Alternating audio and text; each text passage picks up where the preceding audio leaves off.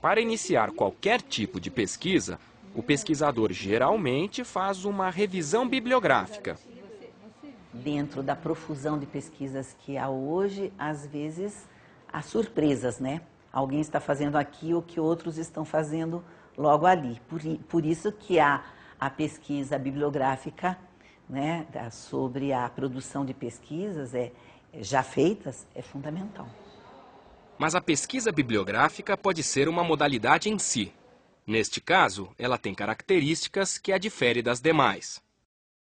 Uma coisa é você trabalhar com livros, outra coisa é você pesquisar pessoas. Definir o corpus com o qual vai se trabalhar, quer dizer, com que teses, de onde, de que bibliotecas, de que universidade, de que período. Por exemplo, estudar as obras e analisar as obras de um determinado autor, não é?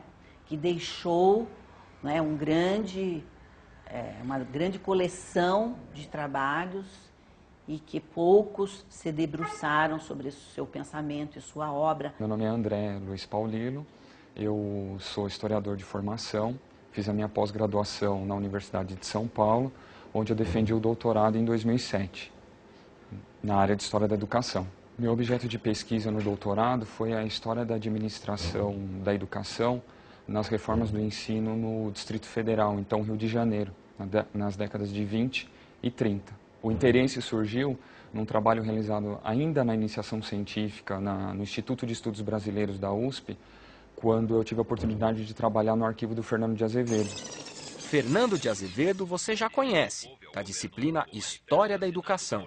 Educadores e intelectuais de renome, liderados por Fernando de Azevedo, Lourenço Filho... Trabalhando na organização desse arquivo, foi surgindo interesse pelas reformas do ensino na capital federal, naquele momento histórico. A intenção foi, a partir do arquivo do Fernando de Azevedo, recuar 4 anos na administração do Carneiro Leão e avançar outros 4 anos na administração do Anísio Teixeira. Depois dos recortes, etc., a opção foi centrar fogo na história da administração. E aí, uma possível contribuição do trabalho é mostrar que autores que normalmente se apresentaram juntos por estratégias políticas e que mais tarde a historiografia considerou como parceiros de luta, parceiros de reivindicações por uma educação melhor, etc. e tal, na verdade tem mais dissemelhanças do que semelhanças. Mas como começar na prática uma pesquisa bibliográfica? Você começa primeiro com as referências básicas da área, então são os grandes clássicos.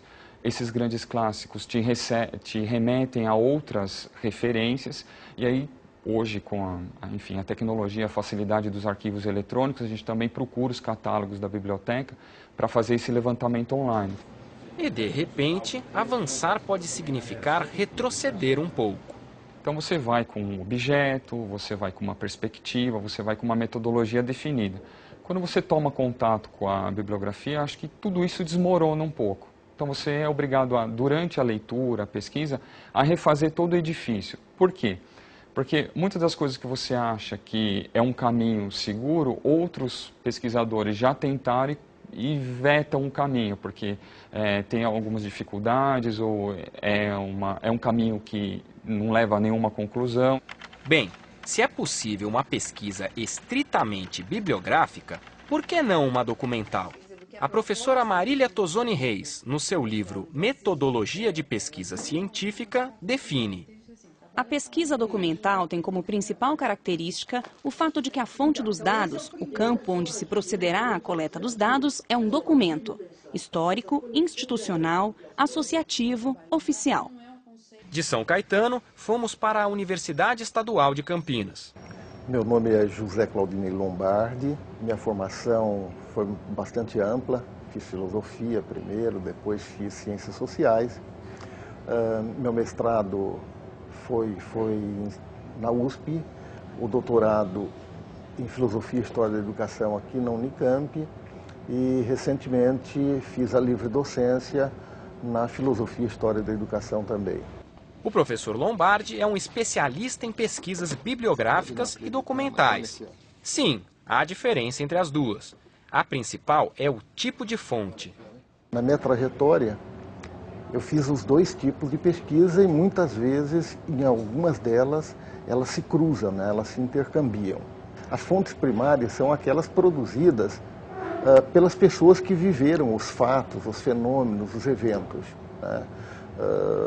As pesquisas líticas, arqueológicas e mesmo a parte da pesquisa documental, ela é deste tipo, né? As fontes secundárias, aqueles que pesquisam essas fontes e escrevem sobre os temas que elas propiciam. Em seu trabalho sobre os índios Xavante, o caminho foi principalmente documental. O principal foco da pesquisa foram as fontes documentais. Foi através dos documentos de época que me foi possível entender como é que se dava a política indigenista que se referia ao grupo tribal, aos diversos documentos de época que pareciam indicar, referir-se aos Xavantes, que vão falando da localização destes índios e caracterizando como índios bravios, etc, etc. E aí eu vou atrás da documentação cujos indicativos eram que se referiam aos Xavantes ou que dê a ideia de como era a vida, a existência do grupo indígena nos mais diferentes momentos da vida tribal. E a metodologia da pesquisa documental? A metodologia foi, primeiro passo foi estar delimitando, né? Porque você vê que o arco de possíveis objetos de pesquisa é muito grande, né? Então, incidiu sobre o que se referia à política indigenista, o que me permitia caracterizar bem como foi a política e a prática indigenista no período, então, portanto, documentos referentes a isto, ou referentes aos Xavantes, ou, né, que dava a entender que referia-se a este grupo tribal. Então, aí foi o recorte. E aí foi o trabalho não só de garimpagem do documento, mas de leitura e fichamento, né? Aí é a metodologia mesmo usual de quem trabalha com fonte documental, que é a leitura, né, o fichamento dos documentos e a transcrição das partes que efetivamente incidiam sobre o objeto da investigação.